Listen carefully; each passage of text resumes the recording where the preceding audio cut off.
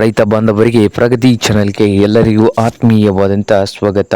ಇಂದಿನ ಹತ್ತಿಯ ಮಾರುಕಟ್ಟೆಯ ಬೆಲೆಯನ್ನು ನೋಡಿಕೊಂಡು ಬರೋಕ್ಕಿಂತ ಮುಂಚೆ ಇನ್ನೂ ಯಾರು ಹೊಸದಾಗಿ ನಮ್ಮ ಯೂಟ್ಯೂಬ್ ಚಾನೆಲ್ ನೋಡ್ತಾ ಇದ್ದರೆ ಸಬ್ಸ್ಕ್ರೈಬ್ ಆಗಿ. ನಾವು ಪ್ರತಿದಿನ ಮಾರುಕಟ್ಟೆಗಳ ಬೆಲೆಗಳ ಅಪ್ಡೇಟ್ ನೀಡ್ತಾ ಇರ್ತವೆ. ಈ ಚಾನಲನ್ನು ಸಬ್ಸ್ಕ್ರೈಬ್ ಆಗಿ.